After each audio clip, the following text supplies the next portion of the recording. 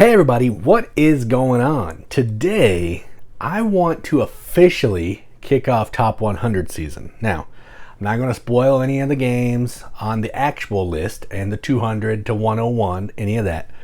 What I'm going to talk about instead are my 18 ranked vintage games. Now, I have more than that, but I didn't rank them all just because I haven't played them all yet. But I wanted to just talk about some. And I didn't want these to be in my actual list because they're not games that I really play a ton, and only certain people want to play these because they're vintage games. So, without further ado, in this list we're going to talk about numbers 18 through 11. All right, so let's get started. Okay, so my number 18 on my vintage game list is one that I may like more if I play it more, but that is 221B Baker Street.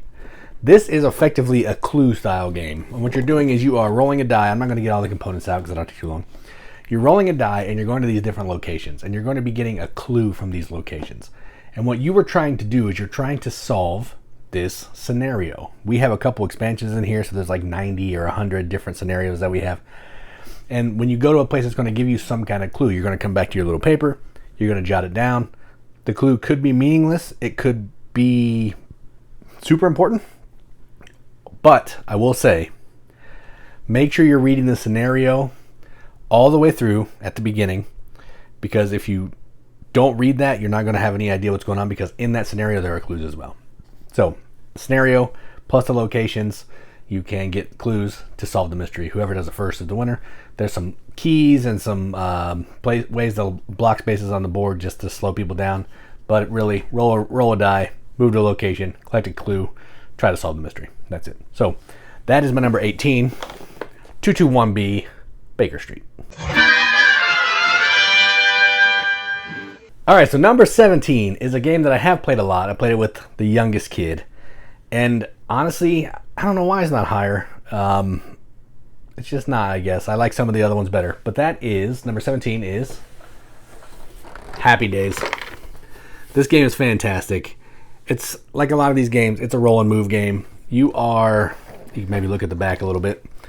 You're going to be moving around this board. You're going to be doing some drag racing here, which is really cool. It's kind of silly.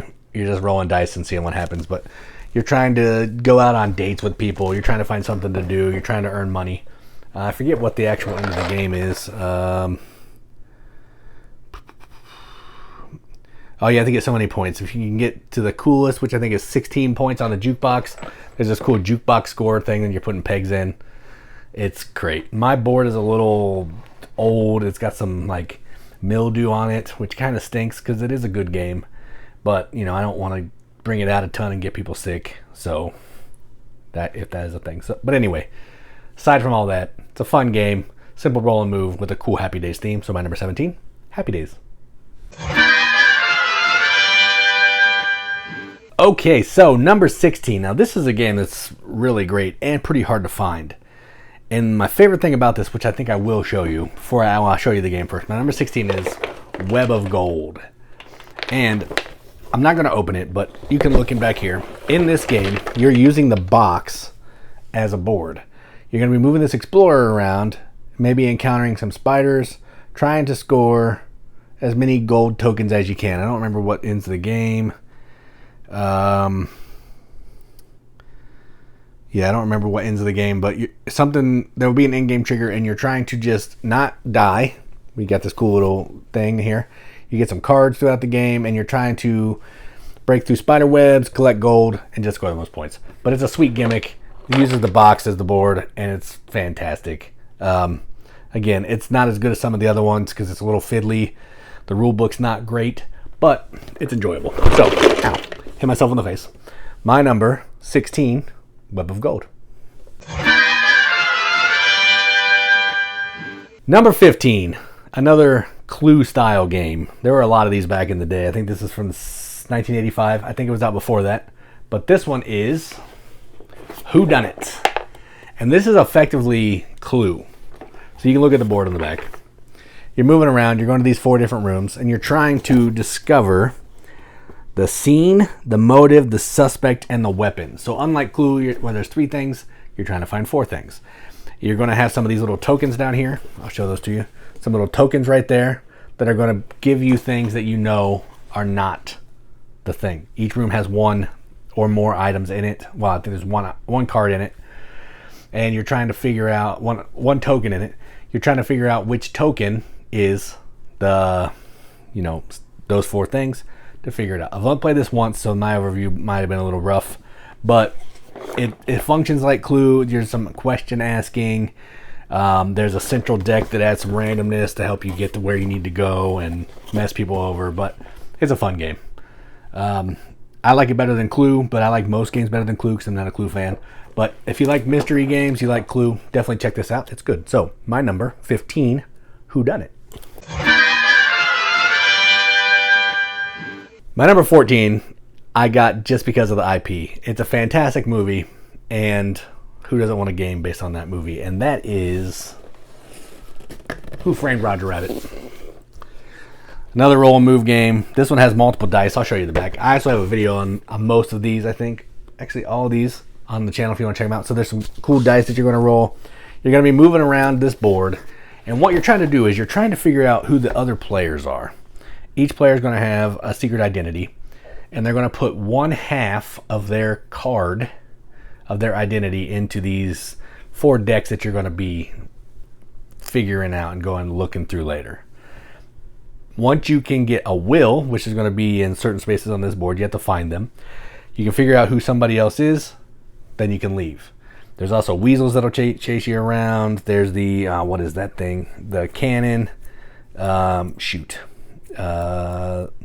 Dip cannon that tries to slow people down. It's not actually that good of a game, but the theme is fun, and because of that, it's in the collection. So, Who Framed Roger Rabbit?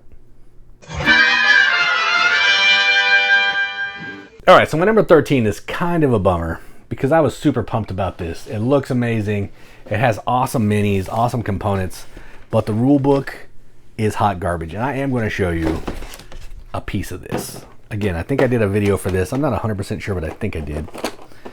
And the game is, in case I didn't show you that, Batman Gotham City Mystery. Okay? I don't know, that's number 13. I don't know if anybody's ever heard of this game, but the reason I wanted this game, 1, it has cool like Batman minis. 2, it comes with this awesome Bat computer. Let me show you how this works. Watch this. So when you get this Bat computer, you're going to find clues. They're going to look like this. That's the location they are. This is what it is. They're going to have lines on the back.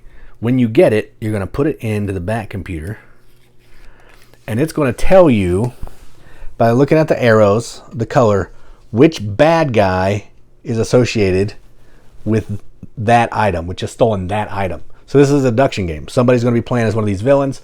Everyone else is going to be playing as Batman, Nightwing, Robin, or Batgirl, I think. And you're trying to beat up the bad guy because they're going to be stealing clues. You're trying to beat them up, steal their clues, put their clues in the Bat computer, kind of see, so let's put this one in there too. So see if we can narrow it down. So we can narrow this down some. We know that, well, none of these because these are from the same location. But if it was like this, I don't know. I can't. Yeah, let me get a different location. Let's try, not that one. Let's try this one. So now we know that this person so far is either Harley Quinn, because both of those 2 are yellow, so both of those items belong to the same person, or what is that? Two-Face, I think. I'm not sure. Can't see who that is. Oh, the Riddler. So we know when, as you're seeing lines get through, you are narrowing down who these people are, who the bad guy is. So you can see that. You can see the 2 lines next to each other. That's going to narrow it down. And that's what this game is. It has terrible rules. It's really not good rules. I don't even know if we played it correctly when we played it, but we had fun playing it, and that's all that matters. So if you find this game and it sounds fun, it's entertaining. It may not be that good of a game, I admit that, but it is entertaining. And my number 13, Batman Gotham City Mystery. So staying in the Batman lane, we're going to move to number 12. And number 12 is Batman Forever Battle at the Big Top. Now, this game, I'm going to show you the back. I also have a video of this on the channel. This game is, players are taking on the role of Batman, Vicky Vale, Robin, and somebody else, Alfred, to try to defeat all the Two-Faces. There's a bunch of different Two-Faces, but you're trying to defeat them by shooting the bat ball, the batarang, from this little launcher here. You have a couple options. You can either shoot at Two-Face, knock them over, or make it through the ring. Different things are going to do different actions, because ultimately you're trying to stop the Riddler. If you've ever seen the movie, he's trying to make Gotham go crazy by his little brainwave machine. He's trying to turn everybody green. There's these 6 tiles, I think 6 or 8 tiles, and as bad things happen to you, you're going to be rolling these dice. The audience is going to turn green, so you're trying to shoot the ball through the hoop to turn them back from the green side. Shoot some Two-Face to keep the crowd from being sick, all that kind of thing. It's a silly little game. It takes longer to set up than play, but it's a really fun time. It's really fun to shoot this stupid ball into that ring. I love it. It's probably not a good game, but we've had a ton of fun playing it. So my number 12, Batman Forever Battle at the Big Top. The last one for today. We're going to end this on a high note and with some Play-Doh. And that is Splat. I don't know if anybody remembers this game, but in this game, you're making cool little bugs out of Play-Doh with that little machine right there. And you're moving around the board trying to get 2 or 3 of your bugs to this section here. Nope, this section here.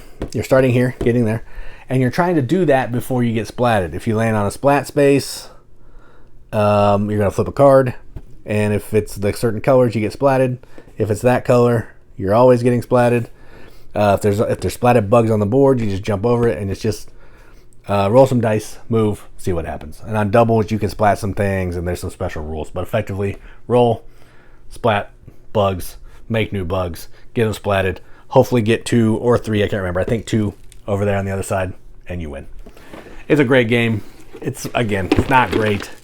It's just more fun. A lot of these games are not really good games, but they have nice gimmicks that I love, and they're just fun to play. So my number 11 is Splat. So that is part 1 of my vintage games. Top 18. I could have done top 20, but I didn't, because I'm different. So I will do another part of this later, and we'll do number 10 through number 1. There's some really good games in that section. So stay tuned. And as always, thanks for watching, and keep gaming.